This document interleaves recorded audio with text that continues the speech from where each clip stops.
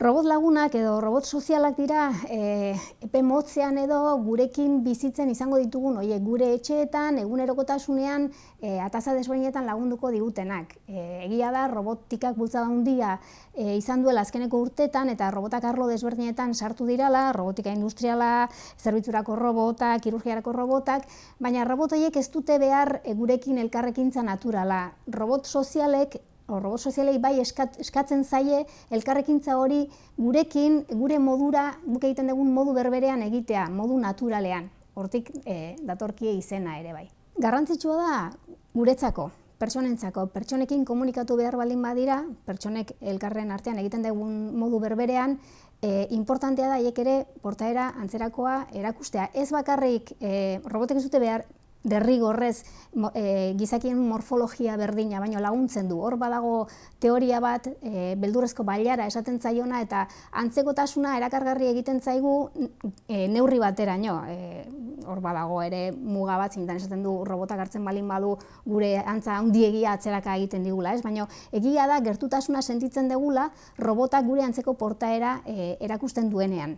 Eta horrek komunikazioa errazten digula. Eta gainera nolabait erakusten digu, ez digula ezer txarrik egingo, somatu dezakegu bere portaera horretatik zer egin dezakeen. Arazoak edo koxkak asko dira, niri gustatzen ikaragarri robotikan ikertzen duen emakume bati duela pare bat urte edo entzun niona, duela 25 urte, robotikan aritzen ziranei hardwarea falta zitzaien. Adimen artifiziala orduan pilpilean zegoen eta adimen artifizialak bazeuzkan bere tresnak eta bere rekursoak adimena modu sintetikoan garatzeko, baina robotei falta zitzaiena zan gorputza, ez zeuden robotak.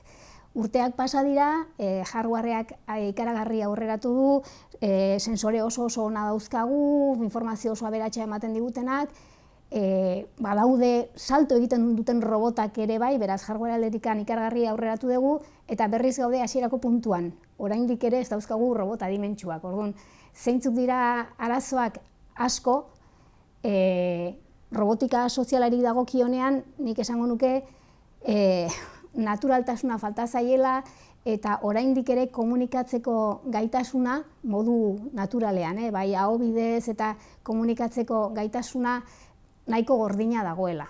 Ez da naturala, bai dago ahalmena, baina ez da naturala eta ez da proaktiboa.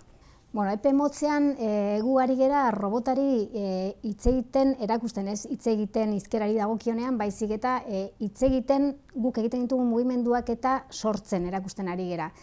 Robota ezin da beti berdin mugitu, oso sintetiko geratuko litzakeelako, orduan hitz egin ahala mugimenduak sortu behar ditugu guk egiten dugunaren antzera. Hori batetikan. Bestetikan, robotak normalean izaten dira pasiboak, guk nahi ditugu proaktiboak. Orduan, beste erronka momentu honetan lantzen ari gerana da, jakitea aurrean daukan personaren jarreraren arabera, zer nahi duen persona horrek eta horren arabera eragitea.